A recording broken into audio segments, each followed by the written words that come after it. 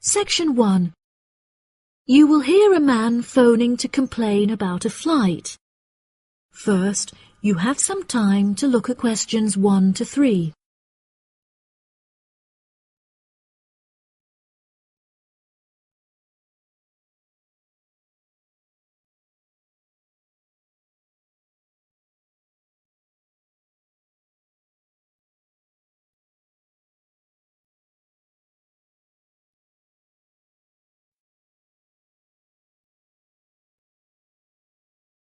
You will see that there is an example that has been done for you. On this occasion only, the conversation relating to this will be played first.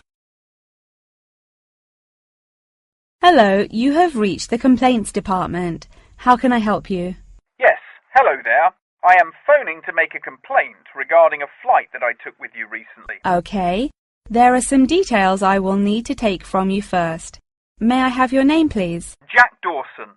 That's D-A-W-S-O-N. The name of the man is Jack Dawson, so Dawson has been written in the space. Now we shall begin.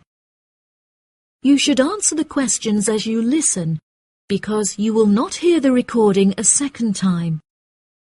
Listen carefully and answer questions 1 to 3. Hello, you have reached the complaints department. How can I help you? Yes, hello there. I am phoning to make a complaint regarding a flight that I took with you recently. Okay. There are some details I will need to take from you first. May I have your name, please? Jack Dawson. That's D-A-W-S-O-N. And your address? It's 33 Hillcrest Road. That's H-I-L-L-C-R-E-S-T. 33 Hillcrest Road. Is that in Exeter? Yes. And what is the postcode of the residence? It's AL698GQ. Thank you. Do you have a telephone number? Yes, the number at my office is 754688. That's good. And may I just take a home phone number for you in case of emergencies? No problem. It's 798662. Are they both local numbers? Yes. Before you hear the rest of the conversation, you have some time to look at questions 4 to 10.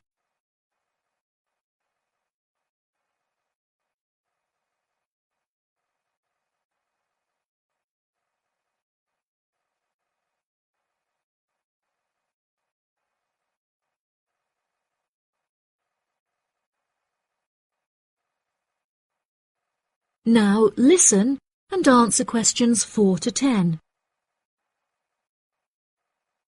Okay, great. Thank you for your patience. Now, what is the nature of your complaint? I'm phoning to complain about a flight I took recently.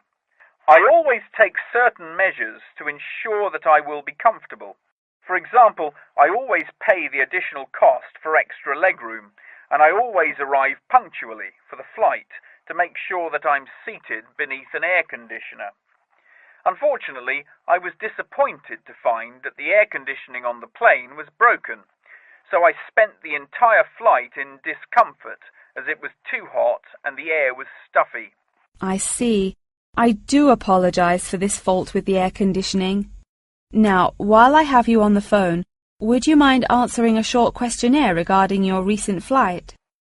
Sure. Okay, let's get started.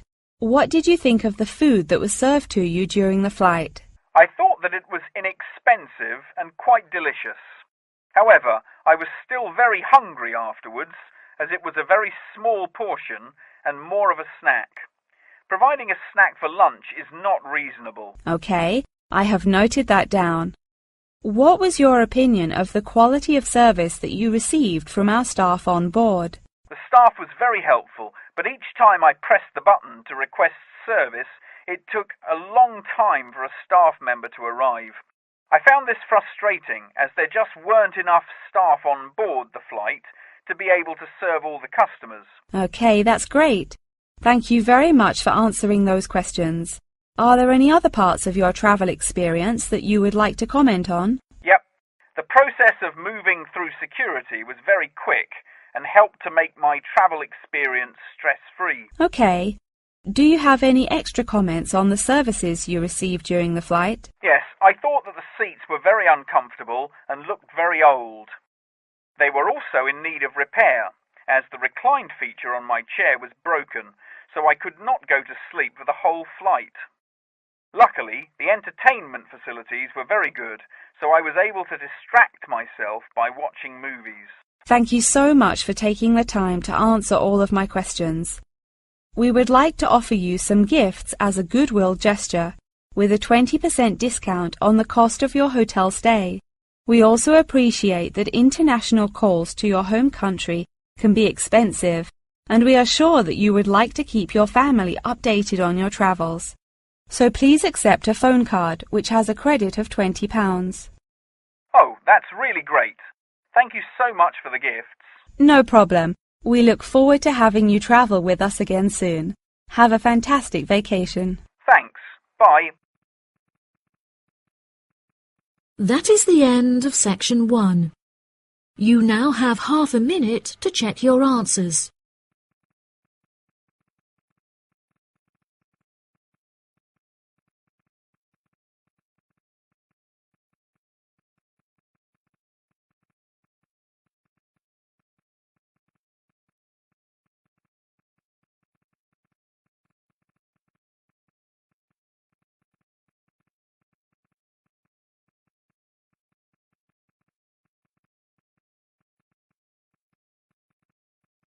Now turn to section 2.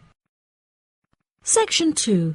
You will hear part of a talk given by a member of staff at a car rental company.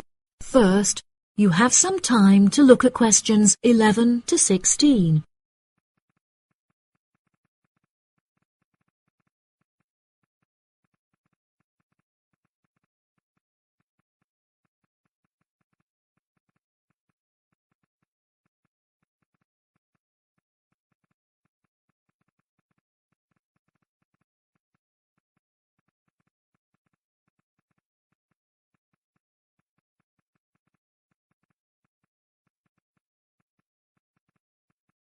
Now listen carefully and answer questions 11 to 16.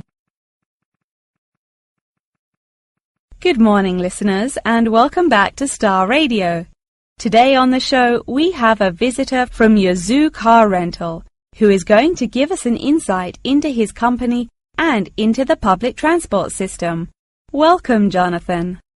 Thank you for having me. Yes, I would like to start by introducing my company, Yazoo Car Rental. We are the cheapest and most reliable rental company in the city and have won multiple awards for the quality of our services.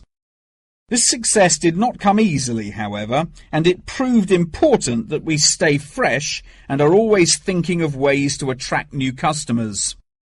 Our first attempt to do this was to offer a free gift with every car rental, which we were confident the customers would be very interested in.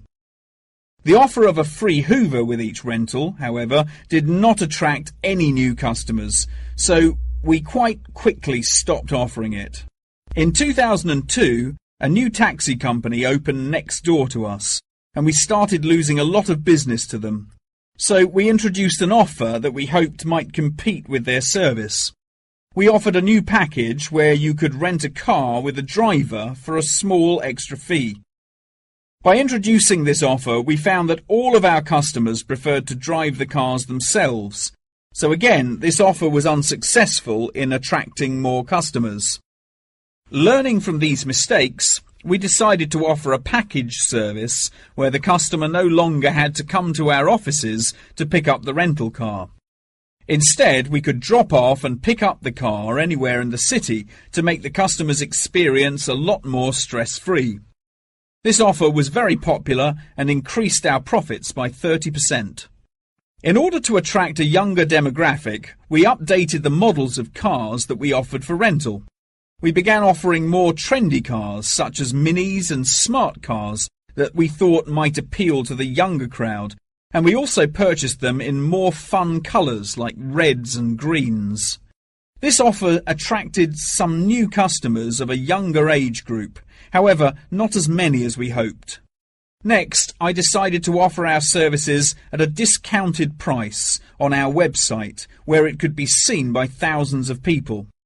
I thought that this could be a great way to attract a number of new customers who would never have heard of us before, and it worked fantastically well.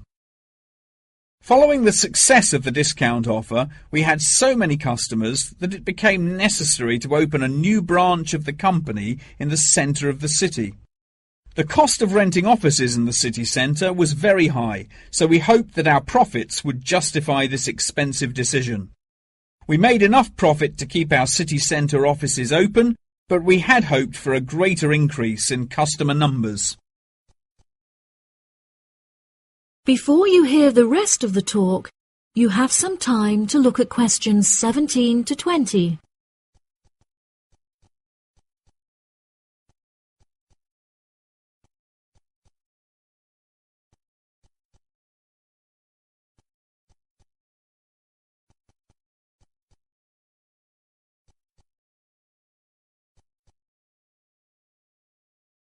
Now listen and answer questions 17 to 20. Now for the second part of my talk, which is on the topic of public transport. There are many benefits to public transport. For example, the recent introduction of bus lanes has meant that buses are now unaffected by traffic jams and are able to stay on schedule. Unfortunately, as fewer and fewer people are taking the bus nowadays, the service has become quite inefficient. This reduction in passengers may be due to the stories in the newspaper about the dangers posed to pedestrian safety by the buses. However, this is largely untrue, as buses are responsible for far less pedestrian-related accidents than cars. I use the bus service often, as car petrol is so expensive nowadays that the bus is far more affordable. However, if I am in a rush, I prefer to take a taxi, as they tend to get you to your destination very quickly, so you can remain punctual for your appointments. I also very much enjoy flying to my destinations, as the service is incredibly fast and the airports are always very easy to find. Personally, my favourite mode of transportation is the bus. Due to the lack of people using the service, I have found that the buses are never overcrowded, so there is always a seat available. They are also never dirty, as they get cleaned regularly. However, I have found that sometimes the bus can be over a half hour behind schedule, which can be very frustrating. There has been a lot of fluctuation in the price of bus tickets in the last couple of years. In the past, £1.80 for a ticket was enough to sustain the bus companies. However, as the price of fuel increased, so did the ticket prices. Now the ticket prices are declining as the bus companies try to encourage more people to use their service again. Well, that's all from me today. Thank you for listening. That is the end of section 2. You now have half a minute to check your answers.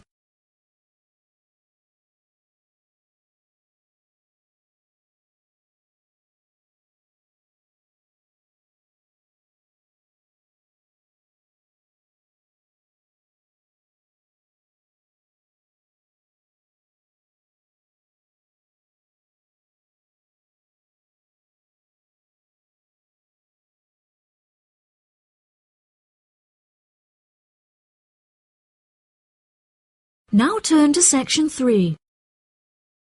Section 3. You will hear a conversation between a student and her professor discussing an assignment. First, you have some time to look at questions 21 to 25.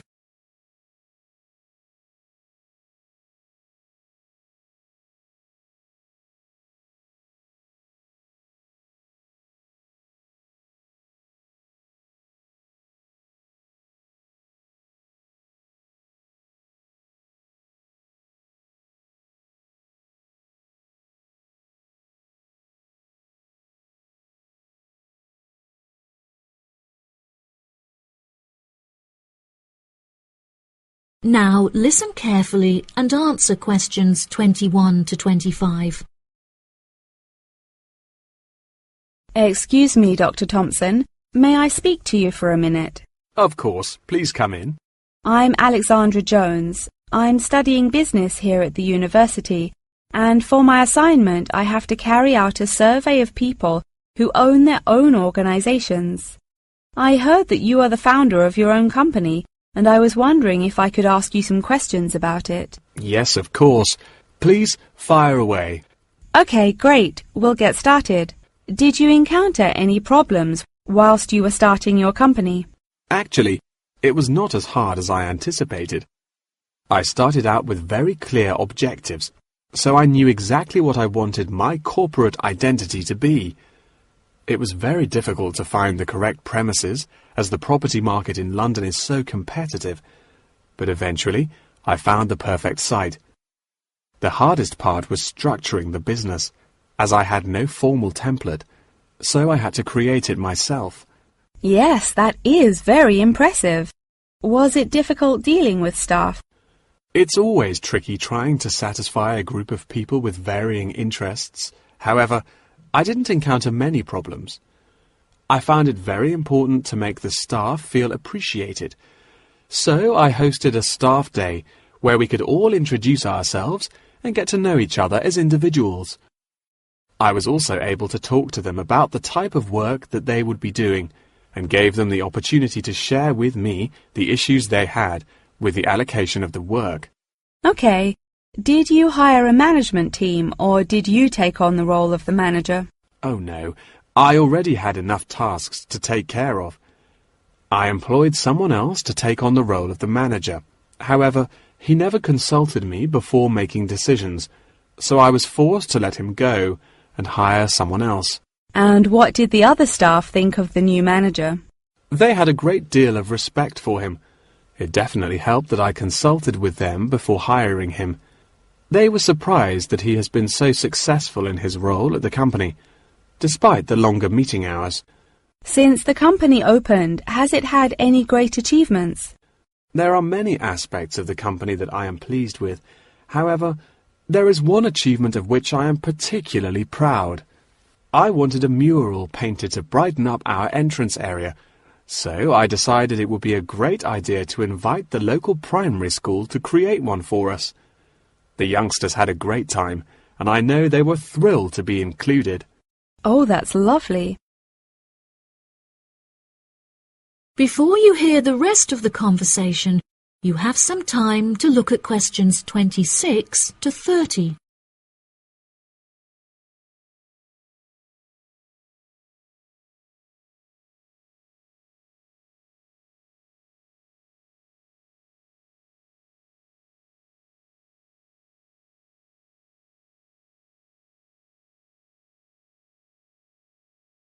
Now listen and answer questions 26 to 30. Have you encountered any major problems since you opened the company? Yes, we are always encountering issues with employment because it is very hard to find people who are qualified for the roles that we are offering. But unfortunately, there is no solution to this.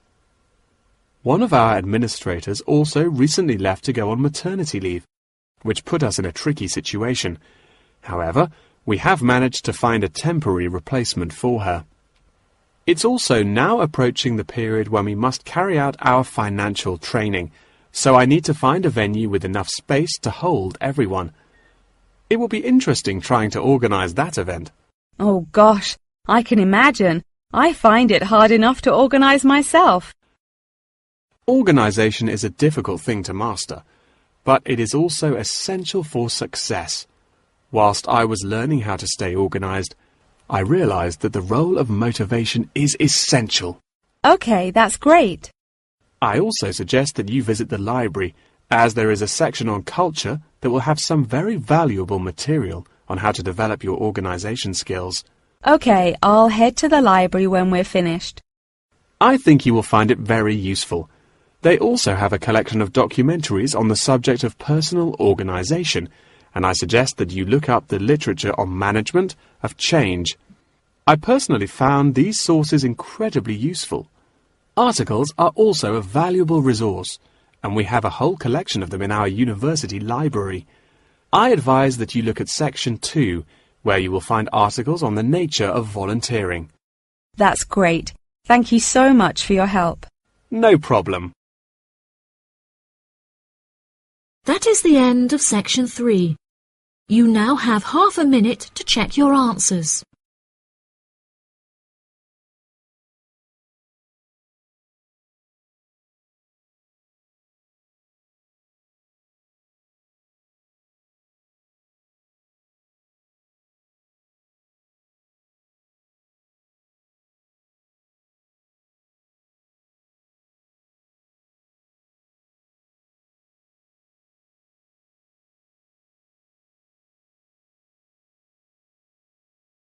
Now turn to Section 4. Section 4. You will hear a talk on the research of architecture. First, you have some time to look at questions 31 to 40.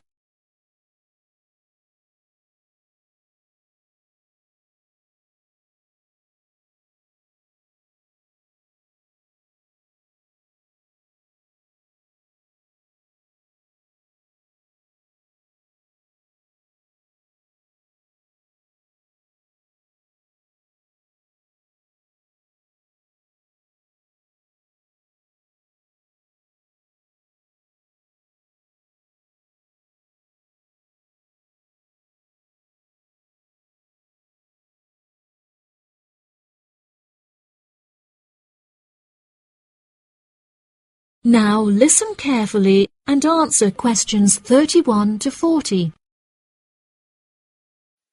Welcome, class, to your very first lecture in this series on architecture, conducted by myself, Dr. Torben Dahl. Today we will be looking into the relationship between climate and architecture, where I will be giving you a critical overview of the main climate influences that shape the design of buildings. Throughout this lecture series, we will be looking at the latest research into climatic design carried out by experts in the field, in addition to case studies and examples drawn from modernist practice, both in cities and rural areas. Now, acid rain is one of the climatic elements with the most devastating effects on our architecture. The chemicals in acid rain can cause paint to peel, corrosion of steel structures such as bridges, and erosion of stone statues. Since the 1970s, our government has been making great effort to reduce the release of these chemicals into the atmosphere, with positive results. Private organizations have also been raising awareness and funds, and recently received a huge donation from the bank. It is interesting to look at the studies that have been carried out into the effects of acid rain at varying altitudes. Research has shown that there are lower levels of acid in the damaging pollutants at higher altitudes, meaning that skyscrapers are much less vulnerable to the negative effects, as they are exposed to acid rain with far lower levels of damaging pollutants. Recently, the ALTA project was founded to carry out further research into acid rain. This project is directed towards studying the effects of acid rain on old, traditional buildings of stone construction that are vulnerable to damage caused by acid rain. Masonry is particularly vulnerable, as it is easily corroded and weakened by the acidic chemicals. It is imperative that we protect these buildings, as they are valuable examples of our history and culture.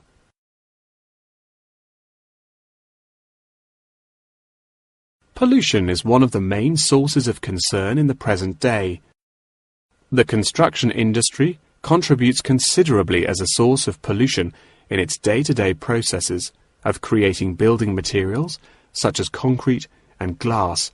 However, more new sustainable methods are being developed to counter this. A recent case study for this is Sky Tower, whose windows have been made from recycled glass to prevent pollution from the glass-making process. Water is the most problematic element to be considered in construction. It is imperative that construction elements, such as the insulation, are fitted into the building in dry weather to prevent it from getting wet. This makes winter an undesirable season for construction, as the heavy rainfall can have adverse effects on the building. Another climate type that has an enormous effect on buildings is humidity. Constructions made of steel and stone are largely unaffected by humidity.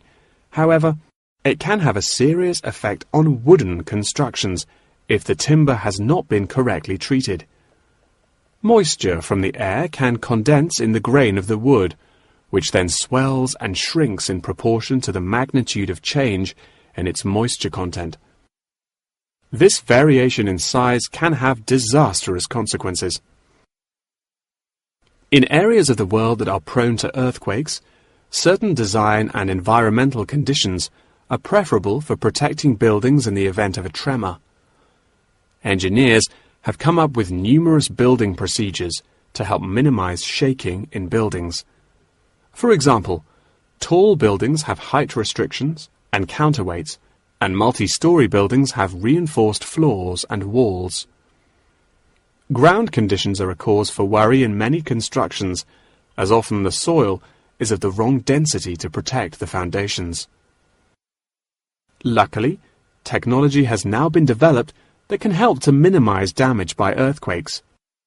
Seismic sensors can give prior warning when an earthquake is about to happen, so that preparations can be made to protect both the people and the buildings from harm.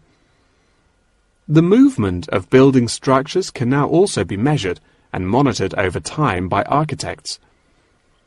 It has been expressed by architects within the design community that it will be valuable to be given special courses for designing buildings within earthquake zones. Guidelines are also expected to be produced by the government in the near future that will give architects a universal checklist to follow. That wraps up the lecture for today. Please remember that attendance is mandatory.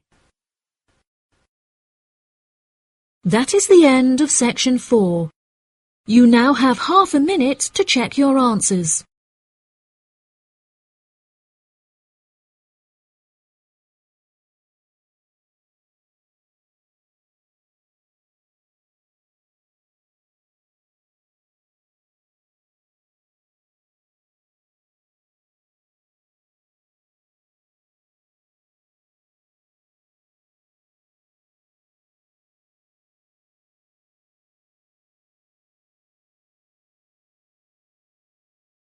That is the end of the listening test.